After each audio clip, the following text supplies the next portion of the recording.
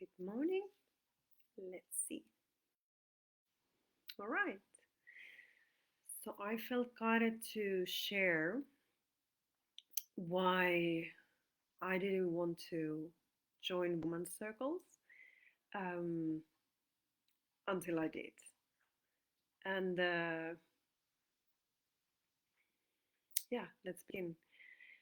I was meditating this a little bit like listing out my own reasons because I probably shared earlier as well that I had a quite strong resistance to any kind of only woman events or um, yeah offerings. And I'm not saying that I'm fully like figured that out. it's it's kind of still there, and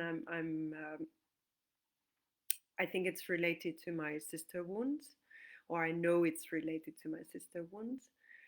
Um, but these are the reasons that I came up now. And the first thing that I was thinking, uh, every time I saw, because I started to see also women circles happening and offer it to me.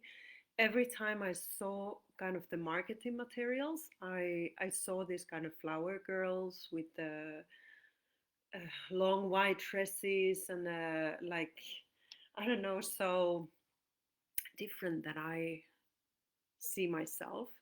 And I always thought that that's not me. Like I don't really resonate with that flower dress theme or a lot of the feminine theme. I'm quite masculine girl. Like I've always been quite um, jeans girl.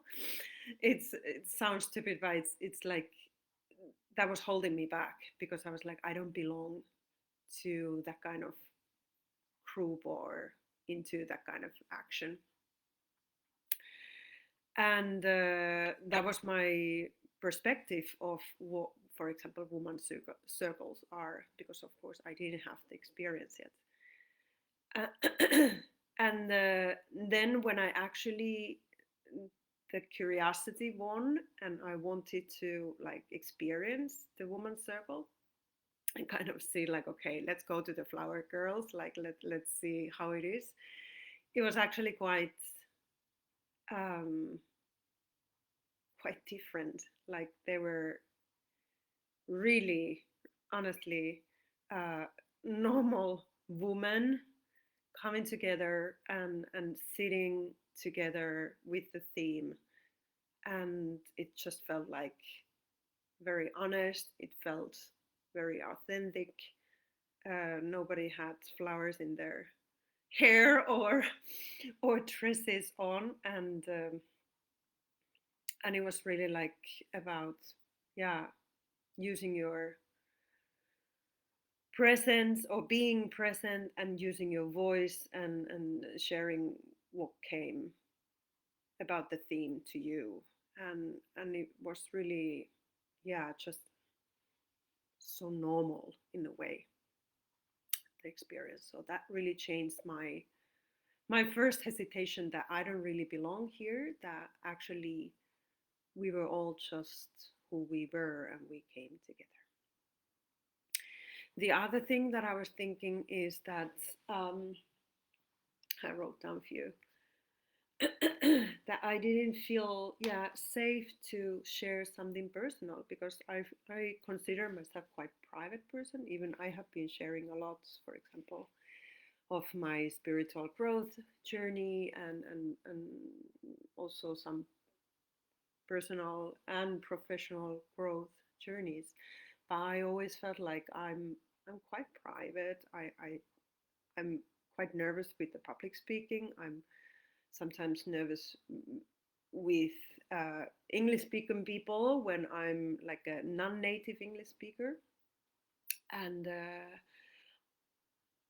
I felt that I don't want to like open out up and be emotional and be vulnerable, which was also like my own perspective first. Like, okay, this is what you have to do in a circle. You need to cry and you need to like pour your problems out there, and then it will be healed. When actually the circle that I experienced and also learned, it was very structured. In a way, there was like steps, framework for it, and in the very beginning there was the centering practice, which was really beautiful. Like in a way, like everybody set to the same space, and this is also what I guide myself now. Like I have a frame for the circle. There we go through um, yeah, centering first, and then there's intention the the gathering or circle, whichever word now I would use. And then what is really beautiful, I believe, is there are agreements, like there are guidelines that these circles are um, experienced in these agreements, and these are mutual agreements that everybody are like asked to also make a commitment, and that really is it up kind of the pressure from being personal. And also when the sharing part came, actually what I really realized healing for me was also to hear and to witness the others, to share and to witness different kind of stories from the same kind of theme and topic, and to witness how how different stories we have, and whatever came. And also what I was thinking, like as a this kind of spiritual uh, professional, like I've been training yoga and like holding spaces. Sometimes the pressure for the space holders maybe is to sound wise, which or to give like some kind of value immediately. And then actually what was in circle sharing, I realized that I am just like what I love also, that I am among of the others. Like I'm not higher than the others because of my, for example, profession. I am among the others. Like, and that's what we do, for example, in InBody. All the circles that we are equals. There are no hierarchy. There is no like one leading the circle. Actually, what we are doing is that we are creating and co-leading the circle. And yeah, um, another thing that for being too personal, like I realized that I can share whatever felt good and guided for me, like what was in my comfort zone in that sense. And also that the circle space was very regulated, like and that's what I do as a as well as a circle facilitator, that I, with agreements, with my presence, with intention, we co-regulate uh, each other every time, every moment of the circle, and basically like there are tools to co-regulate and to really feel seen and heard and understood as whoever is, uh, not what they delivers. And sometimes, for example, I have been very silent in a circle. Like I have said, come to the space like saying like I don't really want to be here today. Like I didn't feel like coming to the circle, but I came anyway. And that has been very eye-opening for me, uh, because that like yeah, like really honestly saying like I have a big resistance to be here today, but I am here. And then the lesson has been really like beautiful in a way, like okay, I saw something, I received something else. And one thing that I really want to like also, that the circle is not a place to fix or solve, like to put, you know, life in order. It's basically a space to reflect and to witness each other, but also to witness, yeah, the medicine of the circle that I do believe that we all receive when we just step in. Hope this made sense. What else? Mm, yeah, I didn't realize how grounding and how grounding and normal the circle space can be, because I have this visualization that it needs to be. Oh, probably it is really like, yeah, emotional, or these flower girls are crying their head eyes off and awkward and like, yeah, everything like that, and eventually it became so like normal, like in a way very normal. And also what has given me a lot of ease is the structure of the circle, that there is really the, the constant kind of presence, and at the same time flow and freedom, and at the same time there is some frameworks, like there are steps, like um, after the sharing we usually move, like somehow I've been using a lot of like free dancing, just put the, you know, music on and dancing, or then having some kind of theme for the movement, like move from the arms, so move towards down, move towards up. Of course, like from yoga, I've been using a lot of um, breathing, like movement with the breath, stretching, yeah, all these kind of things to release also the energies, because I believe that we are like, yeah, the energies, the thinking is somehow in our body, and when we move the body, we also move the mind. Yeah, that's what I wanted to say. Another thing that was really holding me back from joining the circles is that I have still this kind of idea that I can figure out on my own. It's okay. I'm an independent woman. Like um, I don't need anybody's support, which is a tough one to to soften, because it's very ingrained. For example, in my own experience, um, every time I do soften in front of that resistance, I relax a little bit. I lean, and it's like I release the control. I get emotional because, ah, well, it's um, it's a way to trust also, like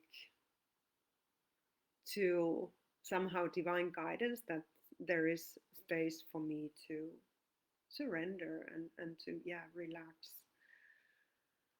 to lean back a little bit, like, you know, releasing the grip of things, and just, you know, soften and say like, okay, I take a step at a time, and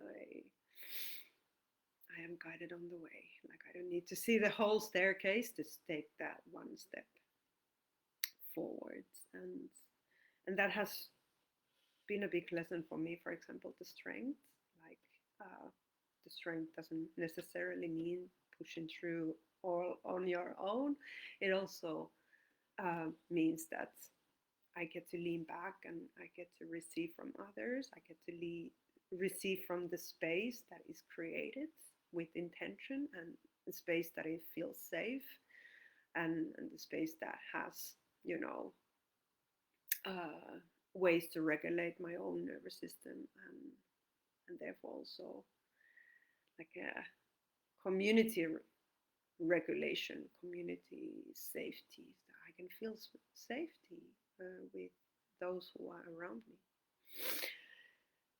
And how healing it has been to lean a little bit and to receive, to learn to receive support, learn to receive, to be witnessed, like learn to receive the beaming that we do, like wow. Yeah. Mm. Ah. Then I was thinking, I didn't realize how much I was holding back, like how much I've been like holding it inside of me, and I do that. Like these resistance are still there, like but it also gives, I believe, for me, a lot of understanding for the people who come to the circles, for example, that I create. Like I didn't realize how much I was holding my words, my holding my energy, holding my yeah, my story, like how much I've been holding that in, and how healing it has felt to maybe come to the circle and say, like, today I don't really want to share. I have this feeling that I don't want to share, and then, for example, remain silent for a while, or just talking about what's happening in the body. Like I feel that the words are here and I can't speak, and that's has been okay as well.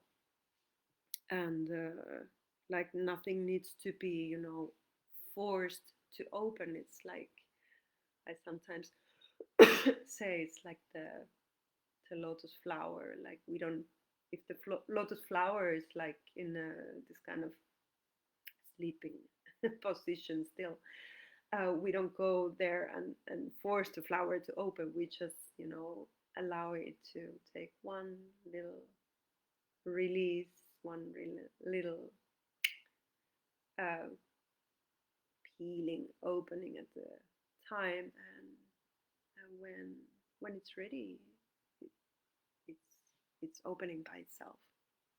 And that's what I really also believe as a circle holder, that um, I am there to really hold the space for myself and others, to take time, to take the time that you need, I need, we need to share. But being seen and heard and understood and witnessed, not maybe also like it doesn't need to be understood, but being seen and heard and witnessed in a place of not ready, or in a place of not perfect, from the space of process in a way, like that's that's been very empowering already in my yoga trainings, in the circles that I have guided as for yogis, but also now for women's circles, like stepping into the unfinished self, which is then, you know, complete. Like I probably it speaks towards perfectionism in a way, like we want to perform the good side of us, and when we don't know, we shy away. It's like, okay, I need a moment to think about this, and that's okay. Like if I need a moment to share more. Yeah. Mm. Yeah, and the one thing that I had, and of course I still have, for example, for these lives too, because these are my sharing now, that I do have a fear that I get emotional.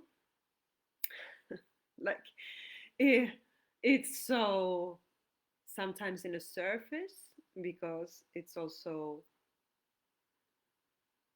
like I want to talk about things that really matter and things that have meaning for me, and then when they do have meaning, it's like I feel like I'm opening my heart, and then